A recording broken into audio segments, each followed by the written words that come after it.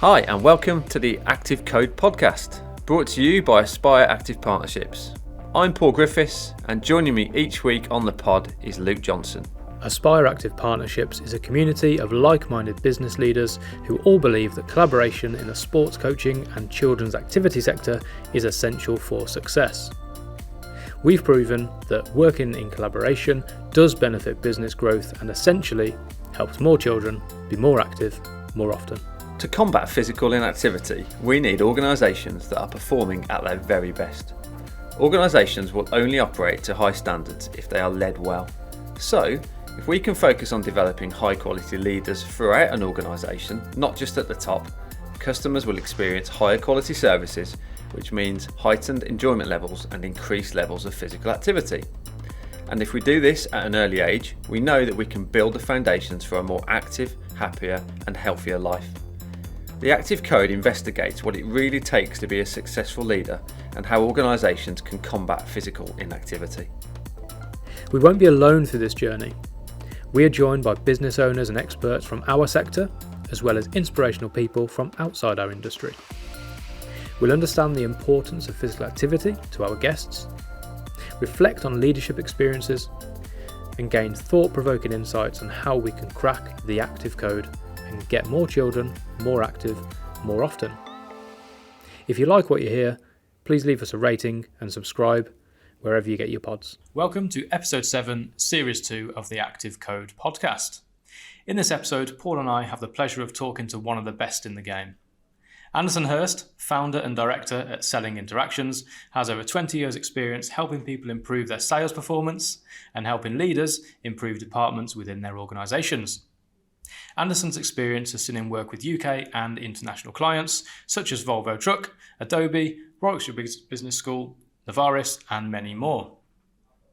Anderson worked with a team at Aspire over an 18-month period and completely revolutionised our business development processes, the way we communicate with customers and our sales performance. Aspire exists to end physical inactivity, and Anderson has played a key part in helping us engage with more customers and ultimately getting more children more active more often. You may be in your living room, on your commute, or outside being active when you listen to this episode, but wherever you are, you can be sure to profit from Anderson's insights. Anderson Hirst, welcome to the Active Code podcast. Why, thank you very much. It's a great pleasure to be here with you, gentlemen. Anderson, I've briefly given the listeners a background into your expertise. Could you tell us a bit more about your professional journey? Wow, it's a nice example of chaos, I suppose. At the age of 14, I decided I really wanted to be a brewer, so I trained to be a brewer and qualified as a brewer. And after 3 years of making beer, I discovered that I loved beer but really didn't like the job. So I changed track completely and went into technical sales. 6 or 7 years working in sales, and I really loved that, and came across a job advert in a newspaper which was a job for a sales trainer and a consultant, and quite on a whim I decided to apply for it, and that was the start of the journey into consulting and sales training, which I've loved and have been doing now for 20 years. Excellent. And just on the physical activity side of things, what does it mean to you personally? Wow. Well, I came from a very active family, so physical activity is really important to me. It's a core for me. So, I think of all life's great events, somehow they're associated with sport and activity all my life, really. So it's really an important part of my identity for sure. Was there much physical activity involved in your brewing days, Anderson? Well, some of that stuff is quite heavy to lift up, so there's a bit of back pulling and weightlifting to be done, but no, it's quite a sedentary job, to be fair. So you don't do that anymore? I still very actively brew, so I never stopped brewing since the age of 14. It's a real passion that I have. So there's a little bit of physical activity. Yeah, lifting a pint is quite hard work. So, but we're here to talk about active stuff, so we shouldn't be talking too much about brewing, I guess. So how do you keep active at the moment, Anderson? Okay, so the core of my physical stuff is running. So at school, I found I was useless at every kind of skilled sport going. So the only thing that was left to me was running, which I found I was okay at because I'm quite good at tolerating pain and training. So I'm an active runner, but as I've got older, I realised I had to do a lot of supporting activities to keep going. So I'm active in the gym every week to do what I would call remedials, so strength training and functional stability stuff, which keeps the body sort of active, and occasional yoga just to keep everything sort of nice and loose as well. So I keep that stuff going, which seems to be paying off so far. Is it always structured, your physical activity? Sort of and sort of not. I mean, I'm quite disciplined in that I do the stuff that keeps me active, like the functional fitness. I do it every week, but I do a lot of variety as well, because I'm not a very structured person. So I do a bit of cycling, a bit of swimming, took up skateboarding again recently after quite a few years off. So I follow a lot my heart with sport, but there's a core which keeps me protected, if I put it that way. And what's your why behind the activity? Why do you do it? I just absolutely love the feeling of being fit. I mean, as an example, the sport I love most is mountain running, and the feeling that you get when you're running high up in the mountains and you feel that fitness and speed in your body, it's the best drug possible, and I will cling on to it as long as I can. That's my why, really, just to be able to keep doing that kind of thing. And have you done that competitively? Yes, yeah. Well, in my mind, I'm competing, but the winners don't think I'm competing with them. So I'm a mid-pack sort of guy, but I do race, yes, yeah. And so with regards to the link, can you link physical activity with work and your career? Is there a link between the two? Yeah, I mean, I think I see it as a kind of like battery and energy, is that the fact, especially with endurance sports, I turn up to work most days with a high level of energy, and that powers me through a lot of graft, if I put it that way. So for me, it's always been a source of energy like that. And also, there's a lot of deeper layers to sport. So, for example, when you've performed really well in sport, it also gives you a feeling of confidence at work, that you can face something hard and do it. If it feels tough, you think, well, I've got a benchmark. I got myself through that race or a challenge, and therefore that helps you at work, I think. Yeah, almost like transferring experiences, I guess, and maybe experiences in completely different fields, but the experience you gain and the knowledge that you get from a completely different environment can quite often get transferred across, I guess. Yeah, 100% agree. I mean, there's a lot we can learn from sport in business and vice versa. There's a lot of transference, to use your word, Paul, between them for sure. How do you feel if you don't keep physically active? If you go into work the next day, is it a bit different to being that energetic person that comes through the door? Well, I think all of us that like sport recognise that grumpy feeling you get if you can't do your sport, that sluggishness, which I don't love. But I also try really hard to accept that life could exist without sport. That, I mean, you could get injured or anything can happen that you can't do it. So for me, an important thing is also learn to live with days when you can't be active and accept it without getting too frustrated, which I think gets a bit easier as you get older, if I put it like that. Yeah, definitely. So you said that physical activity gives you energy, recharges your batteries. Moving on to people you work with, your colleagues, in what ways does physical activity benefit the workplace, would you say? Yeah, great question. I see a lot of value here in team sports. For me, I'm not, as I mentioned, not brilliant at team sports, but I see people at work that participate in team activities and get a lot of fun and buzz from that, and that kind of spills over into the workplace. People have happy memories of team sports events. And also I would say, like, people that do the good things like Pilates, yoga, the fitness, that actually enables them to help better with some physical demands of a job, including sitting in a chair all day, which, in itself creates its challenges. But people that do good exercises to counter that are, more able to turn up without injury, without pain, and that kind of thing.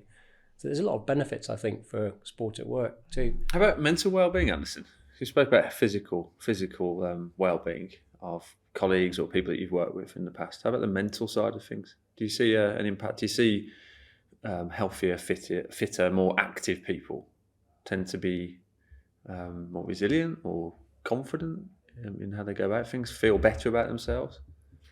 Yeah, I mean, there's been a lot of talk about well-being in sport, and especially over the last 18 months where we've been forced to have miserable circumstances working from home, people that are able to get out and do something, whatever it is, walking, fishing, throwing a frisbee, that movement, that oxygen, that energy really helps people cope with a lot of bad stuff.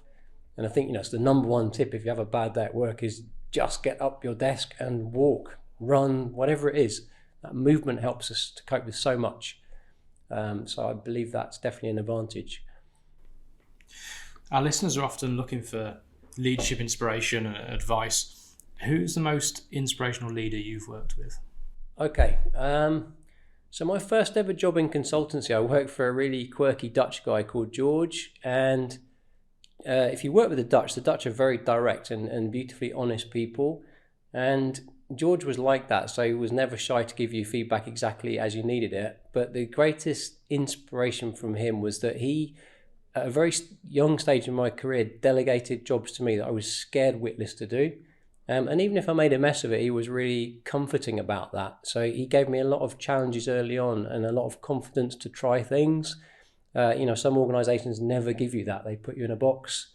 But this guy really gave me a lot of great opportunities, and I grew a lot under his leadership, for sure. Could you give us an example of one of the things he asked you to do that initially you were like, oh, I'm a bit worried to do that? Yeah, totally. One real memory that stands out is to drum up business, we did a conference for HR directors, and I was 32 at the time, and we were supposed to stand up in front of like 30 or 40 very senior HR directors. Bearing in mind, I come from a technical sales background selling glue, so I knew next to nothing about HR, and I was so scared of doing this event. But we had a kind of program to work with, and we got ourselves through it. It was well designed, so it came off okay, but that was, for me, a massive jump at the time. Is there anything that you look back on that you would offer as advice for people in that situation when they have to present for the first time, or they're put in a room in front of a lot of leaders and need to convey a message? What would you say to them to help them? If it was a company selling glue, I'm going to guess it was something about keeping people stuck together or something along those lines. Get stuck in. Yeah, that's right. Yeah. Yeah, there's a lot of glue jokes, let me tell you. Do you know, one of the most profound quotes that I got last year, which I think answers your question, is from a lady ultra marathoner, and I wish I could remember her name, but she said the most important thing that helps her is empowering yourself to fail. So if you take on a big challenge, is entering it knowing full well that you might fail and being okay with that. And I think when you do a presentation or something very challenging, if you allow yourself the fact it can go wrong, what's the worst that can happen? That in itself is massively liberating. And I found for myself, if you're really honest with yourself, sometimes we don't empower ourselves to fail because we want to do it right. We want to be perfectionists. But if you really stare it in the mirror and say, I'm prepared to mess this up and not finish it or do a bad job, it's really empowering. The other thing I think with presentations, to your question, Luke, is people get a bit self-obsessed rather than audience-obsessed. And if you focus on doing service for the audience and doing good for them, it's less about you and less about how you feel and more about them. Would that be kind of engaging with the audience a bit more, asking them questions, getting their feedback on things throughout? 100%. And you put your finger on something really important, is sometimes we feel presenting is just telling stuff, but it's so much more effective if you plan in interaction with the audience. Let them speak, let them talk to you. And then it's not any more about you on the stage, it's about a conversation, it's about a discussion. So I totally agree.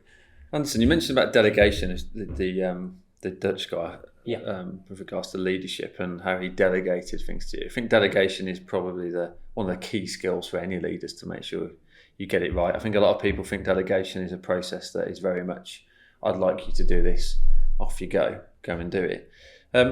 What was it, or what is it about delegation that makes it such an important skill for a leader in your eyes? Yeah, it's a good question. For me, I'm not a natural delegator, okay? So it's something I've had to work at over the years. A lot of important things come from delegation. Probably the most important thing is that you develop people. And if you work for a manager that doesn't delegate more challenging things to you and help you do new things, then your job is flatline. And I see the consequences of that in our consulting, is that people that aren't delegated to in the sense of growing end up often getting frustrated with their manager or leaving. So delegation is really an essential tool for developing people, letting them grow by giving them new tasks that make them feel confident in themselves and get more competent over time. Is there a certain structure you would follow to that? So for any of our listeners that employ people and want to, as a leader, as a business leader, I think often myself and Luke come across people that they struggle to let go. They want to do everything in their business. However, I think most people know, probably those people included, know that if they want to grow and improve themselves and their business, they need to work on their business more rather than get pulled into it. So is there a certain process that you use, or other leaders that you've worked with have used, that would help our listeners and get that delegation process in place? Yeah, again, it's a really good question. I think there's two essential things to remember. Number one is not to get or to be really clear the difference between the goal of what you want doing and the route. So an example, if you go to your sales team and say, I want you to grow by 10%, that's a goal, that's fine. The route is saying to them, this is how I want you to do it. So if you say to your sales team, I want you to grow by 10% and I want you to call on this customer this week and next week, then you're telling them what the route is. Now, generally speaking, human beings don't like that because it's micromanaging and telling and insulting their intelligence. So generally in delegation, what we should do is be really clear what the goal is we're trying to achieve and let others find the route, the way to achieve it. The second point, which is related to that, is we have to consider the maturity of the person you delegate to. So, if you ask me to go and win the Formula One next week, I know what the goal is. I know I've got to be first over the line, but I am no way going to drive that car properly. So we have to think about the level of skill people are at and delegate incrementally to them so that you help them grow a bit, but you don't throw them off the bridge to give them something they will definitely fail at. So it's being clear on the goal, as much as possible giving autonomy on the route, but also taking care to recognise the stage people are at. And often the cold realities for leader means that they have to invest time to train people to do that job, and that's the block for many people. But if you can invest an hour to train someone, yes, it costs you an hour this week, but it might save you 50 hours this year because you haven't got to do that job for them 50 times. So yeah. I mean, how many times I'm guilty of it myself. In the past, I've got a task or project that he's working on, and I need to train people or work with people and delegate a task. And then you look at it and think, do you know what? Actually, it'd be quicker doing it myself. And then inevitably, the same thing will be required the next week or the next month. And like you say, you end up doing more. And I think when people see that, okay, I've got to do a bit of prep, I've got to sit down and plan, and then I've got to communicate and work with somebody. I think quite often people think that's the hard work. I just keep doing what I'm doing and plodding along. It's behaviour change, I guess. You're right, and let's be honest, every leader, whatever the company is, always struggling with delegation at a certain point, is because you have some difficult stuff to delegate. So it's just worth chipping away at, I would say. Yeah. Is there anything from that we could learn with regards to activity? So obviously there's a clearly physical inactivity epidemic with not just children and young people, but adults as well. Is there anything we could learn from that process in getting the inactive people active, do you think? Yeah, I mean, it's an interesting thought. I mean, one of the ideas we were going to discuss is about how you improve things for schools. I think one of the big changes schools could make is really helping kids find an activity that they love. I feel like unless schools massively changed since I was involved, they tend to say you're doing, for example, cricket this term, football this term, swimming this term, cross country in winter, and kids grow to hate those sports because they're forced into them. But if you can find a sport you love, then people are going to carry it on after school. That's why I was really excited to see skateboarding in the Olympics, because it's giving legitimacy to a sport which was a nasty street corner activity, but it's an amazingly talented sport. And if kids could be allowed to do it at school, imagine the participation rates you'd get. Yes, you'd get some broken arms, but Manage risk. Manage risk. People have to find something in life they enjoy if you want them to do it, and I think that's one change I would make in schools. Yeah, I think with the Daily Mile, myself and Luke have various podcast episodes. The Daily Mile gets brought up. So the Daily Mile is something that has been brought into schools and, in a nice way, kind of forced upon schools that we expect you to do this and we encourage children to take part in it. But not every child wants to run. And not every child wants to run around a playground every day and do a mile in particular. So, a lot of funding has been pumped into the Daily Mile. It's got some children more active. It'd be good to see more data on it and see the type of children that are more active. Were they the children that were already active, or were they the children that were sedentary and they're more active? We don't know that yet. It'd be good to see more data on that. But yeah, it's I think it's a simple but really valid point. It's often missed. Well, you're right. I mean, I think of the number of... I'm a runner. I love running, but I also know there's people that hate running and really it's their idea of the worst way possible to spend an hour. They want to spend time with other people doing something in a team. So if you force that person to run, you're just going to say sport is a miserable thing. So, yeah. Off the soapbox now. With regards to going back to the leadership side of things, if we asked one of your colleagues about your leadership style, what would they say?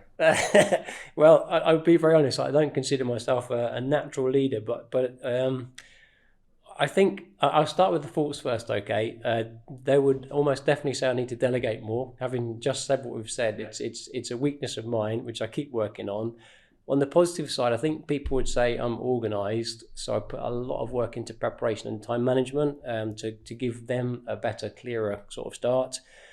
I think they would say, hopefully, that I'm professional, so I set high standards in the belief that, we get good motivation from high standards.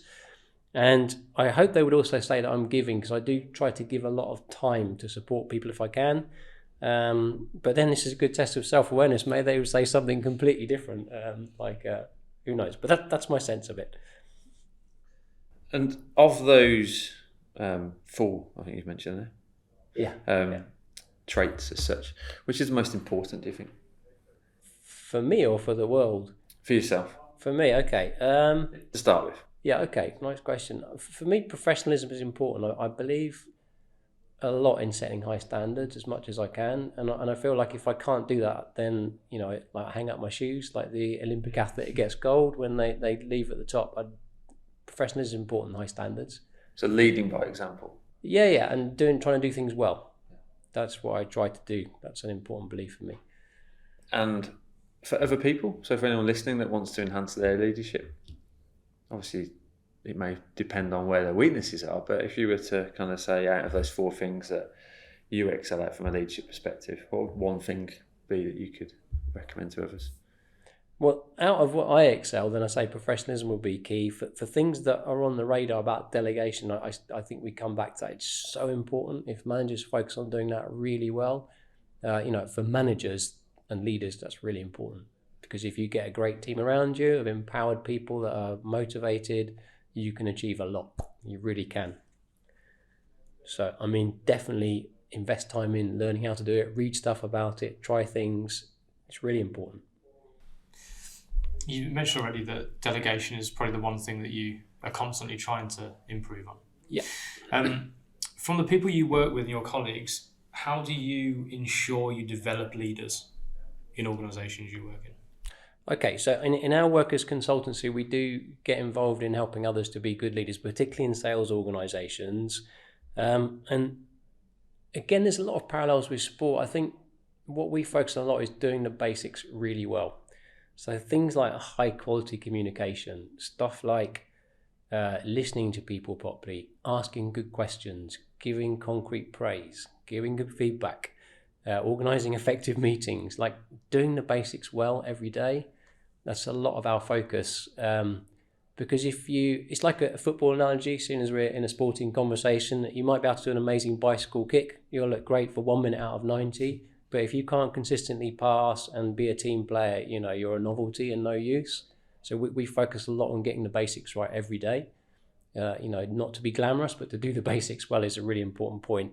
So high quality communication, stuff like preparation for meetings. Amazingly, a lot of leaders don't do that well. And again, delegation. And in the sense of developing leaders, it's helping them figure out a plan for their team about how they can move people on, coach them and train them. So they continually develop their teams. That I would say key themes for us. Anderson, on the you mentioned the whole sales consultancy world that you work in and very experienced, and obviously the work you've done with us has pretty much revolutionised the organisation, not just from a sales perspective, but across the board in terms of systems, processes, and how we manage and lead.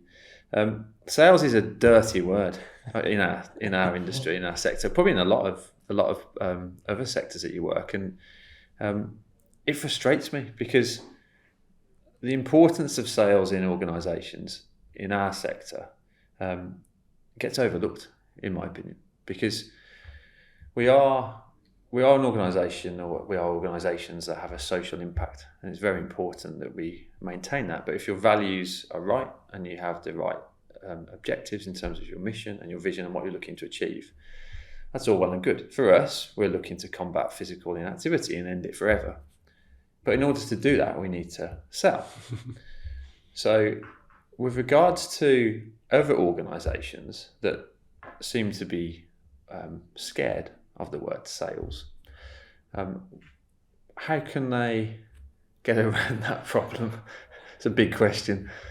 Yeah, well, you're absolutely right. I mean, in this country, sales is a dirty word in a lot of places. It's not the same in every country. So in the US, it's a fine profession to go into. Part of the problem is, did you ever get, either of you, any education about sales as a career at school? Does anyone talk to you about? It's not talked about. It's, it starts with schools. If kids would learn about it, that would help. For those that find it a dirty word for organisations, I think one way of reframing it is, our job is to help people to buy rather than sell to them. And the fundamental difference there is selling is like pushing stuff on people that they might not necessarily want or need.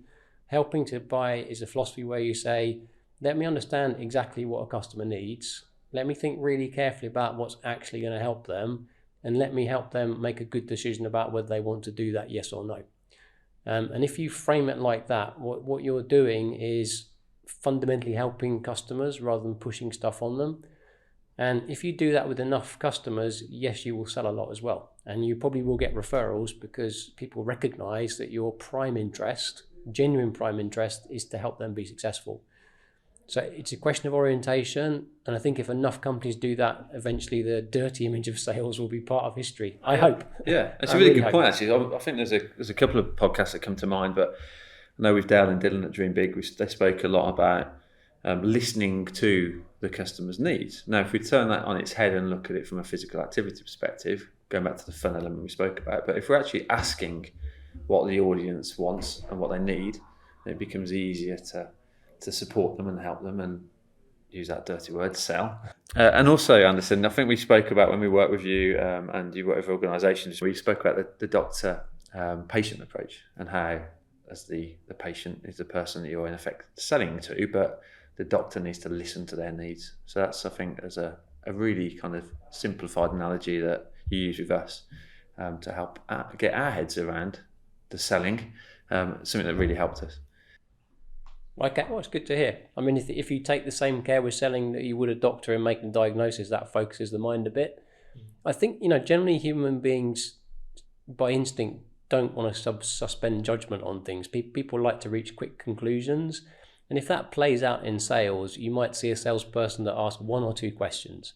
What kind of PE services do you need? When do you need them by? And then immediately make a recommendation. And the problem is with that is you don't understand anything about the environment of that need to really make a recommendation.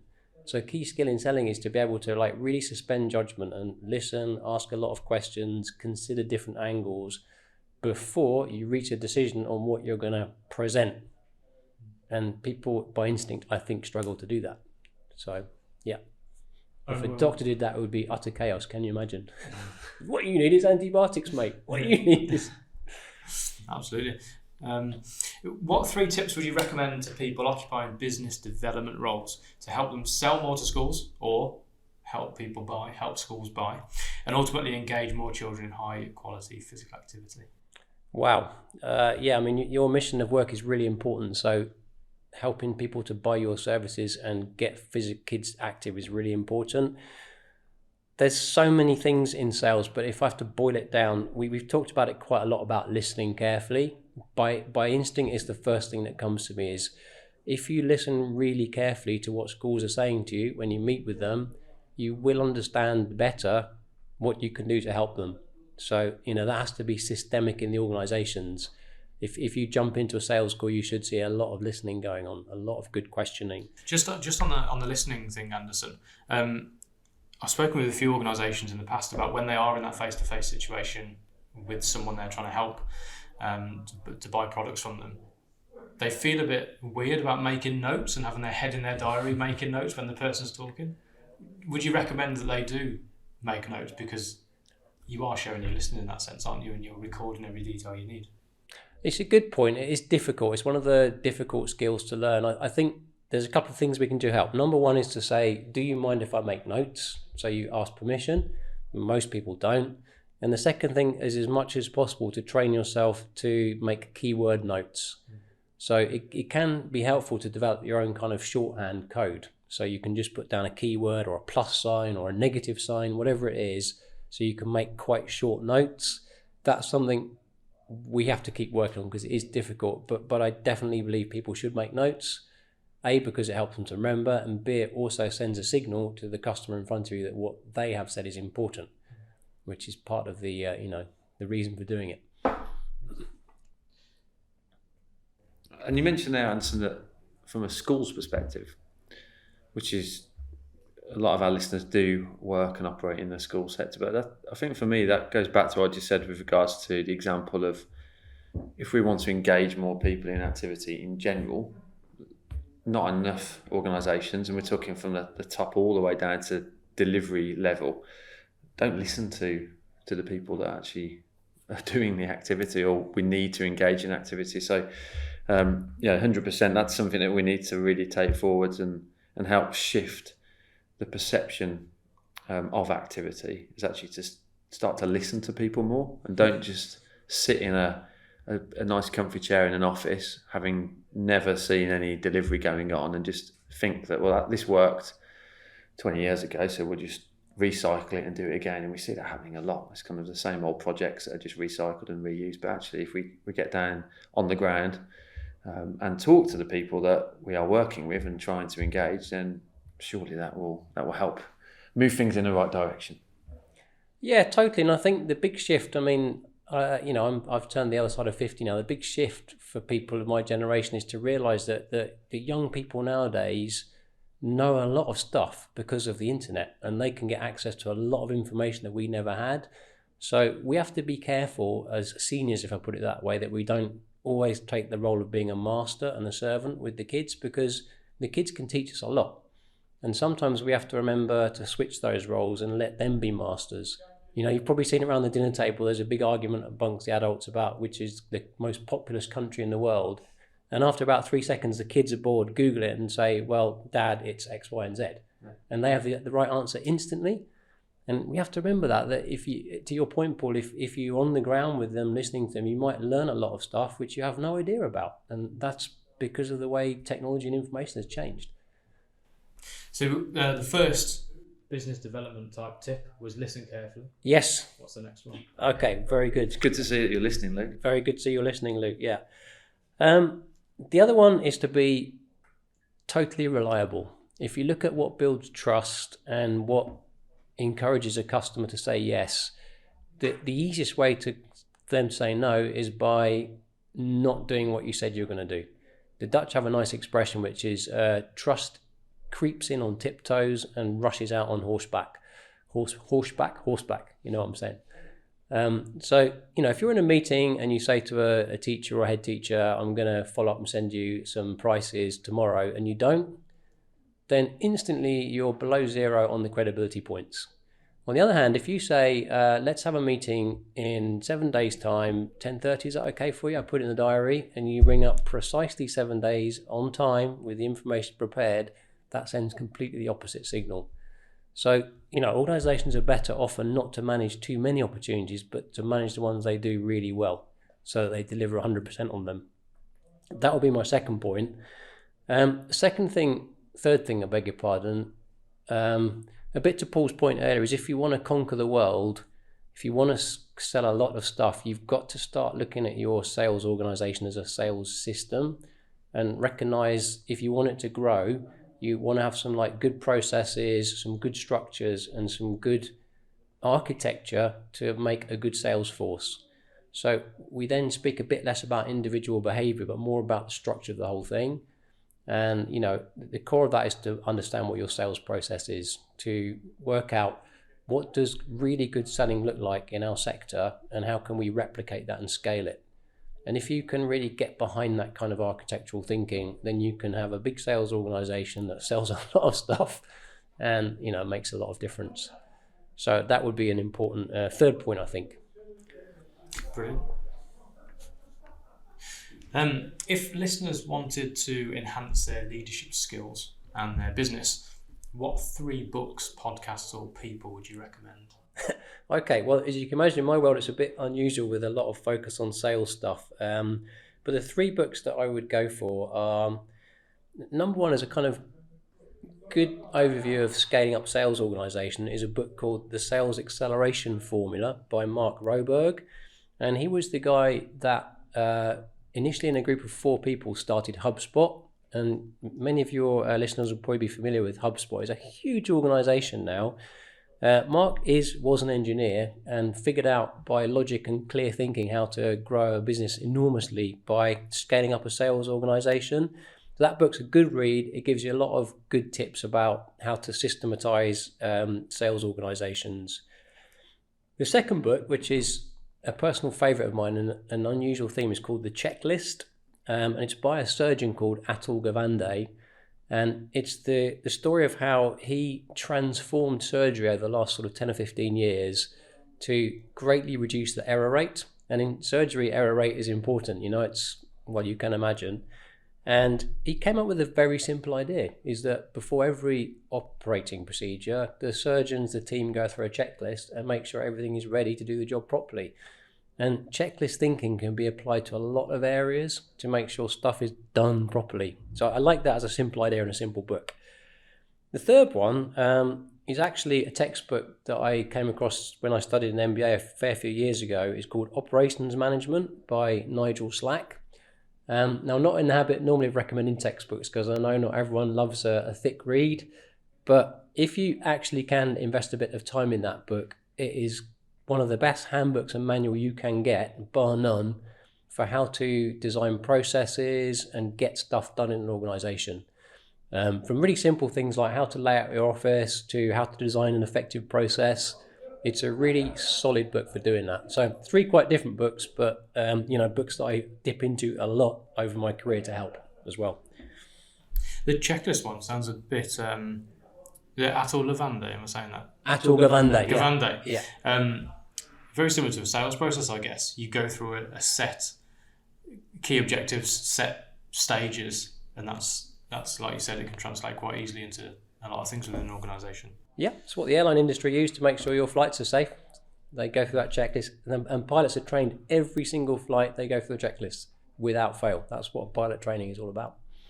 That's behind black box thinking as well, isn't it? Matthew Syed's book as well. Not sure which one came first. I'm guessing the checklist. I don't know, you got me there. I'm going to throw in another one, Anderson, which you recommended to me a few years ago, which was a brilliant read. It's one of my top 5. I wouldn't say it's top 3. Top 5 books was Cracking the Sales Management Code. Which really helped us almost like zero in and focus on the metrics that matter and understand that if you've got those overarching targets, your KPIs, your goals, whatever you want to call them, we don't need to fully focus on those 24/7. And if we're not hitting them, we don't just focus on them. We've got to look at the activities that are going on, which help achieve our objectives, and the objectives drive the results.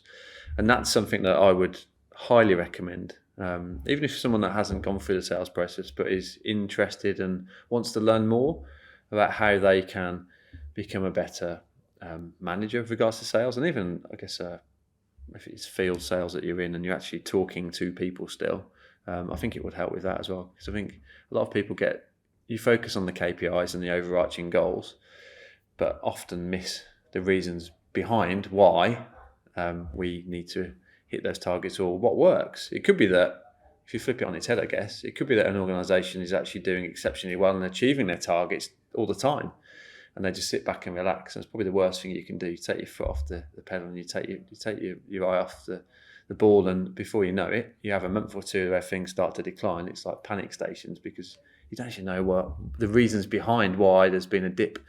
And quite often, I think, Luke, we've found that it comes down to the basics of activities. It's quite simple. Are we talking to enough people? Are we sitting down in front or on Zoom with enough people? Are we planning? Are we having the right conversations? And if we're not, what can we do about it? And that's probably the biggest tip that I've took from your expertise over the last few years. So that's definitely something I'd recommend as well. Well, I appreciate that, and I think you're right.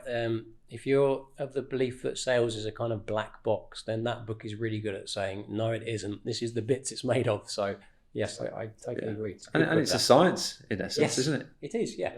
You just can't. I think people try and wing it, maybe. It's probably the best phrase.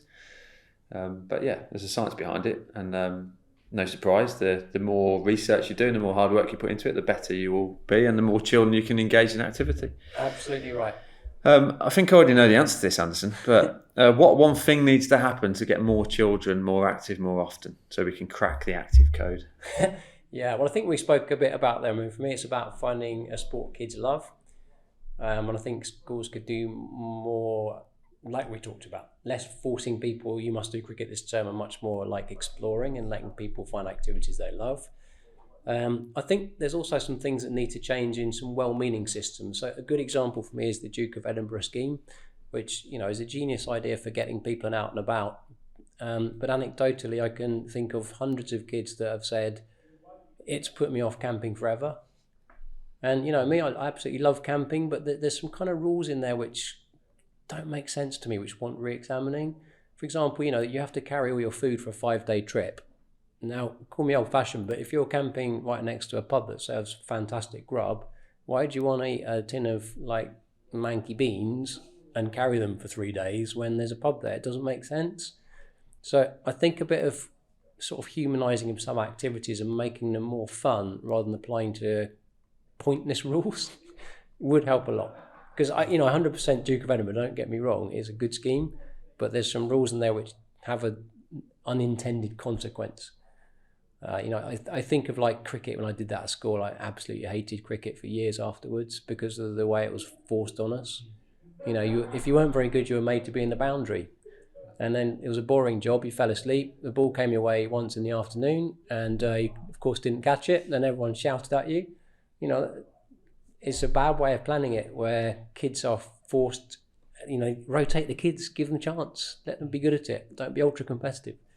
It's a generation thing, isn't it? I mean, like you said before, where things have changed very quickly. Good. And we need to... I'm out of date on that. And we need to... but we still need to listen. It comes back down to that, listening to the audience. You know, if we don't want to do a particular thing, and if the Duke of Edinburgh Award is still structured in a way when it was formed many years ago, well, it's probably wrong in a way. Elements of it would be wrong because it's a new generation. Yeah. And we probably need to listen to those people to improve it for future generations. I mean, my niece, I can't mention her name, of course, she failed hers because she went to a coffee shop. It's like, well, you're out 2 days walking in the rain and you can't go to a coffee shop. How does that make sense? But yeah. Maybe there's some delegation that needs to happen, touching on what we spoke about before, where you could say to the group, you can have more autonomy on what you do during those 5 days. Yeah, if you want to go to a coffee shop, that's fine. Yes. But you're making that choice. Yeah, it's a great analogy because they want to be really clear on your objectives, and one of the things that those schemes are good at is safety. So you must make it really clear to kids if they're going out in the wilds, they've got to follow some safety procedures, and that's not negotiable. But there's a whole lot of other stuff you can say, you work it out, and then give them autonomy, and then the experience is better for everyone.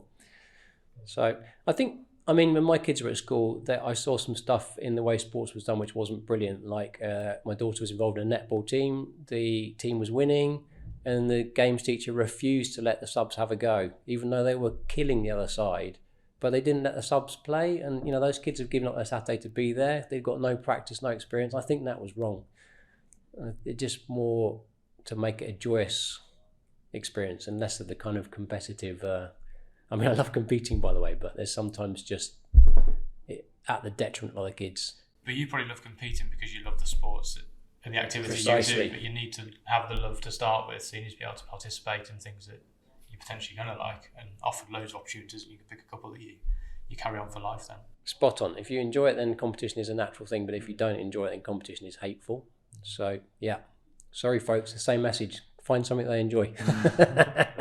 Thank you. Thank you for your time, Anderson. Really appreciate it. I know you're a very busy man, but it's been hopefully really insightful for our listeners. It's great to catch up with you as ever. A few takeaways, or lots of takeaways. Really interesting insight around the leadership side of things and the importance of delegation, empowering people to better themselves and better the organisation, and helping them move on if they wish to move on into their future careers.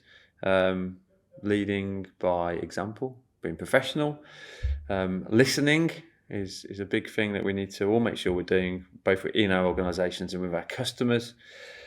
Being reliable, never under-promise. Always under-promise and over-deliver, and never over-promise and under-deliver. And then finally, we obviously spoke around the systemization and development of that dirty word, sales, which we're never going to call a dirty word anymore, because we know we've got to help people buy. So thank you very much for your time today. And before we leave, could you just share with our audience where they can find you if they wish to contact you? Okay, well, great pleasure to be with you. I mean, you guys are doing a fantastic work getting schools active, and I wish you a lot of success with that. The easiest way to find me is Anderson Hirst on LinkedIn. There's only one Anderson Hirst on LinkedIn, which is either a good or a bad thing. So yeah, get in touch then, and I'll happily accept invitations from the crew and come back to you by mail if there's anything you need there. Or you can also visit my website, which is sellinginteractions.com as well. Awesome. Thanks very much, Anderson. Thank you, guys. Great to be here today. Join us next time for the Active Code podcast.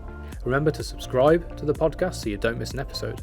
You can connect with us on Twitter @aspire_partners and find out more about us and the network at www.aspireactivepartnerships.co.uk.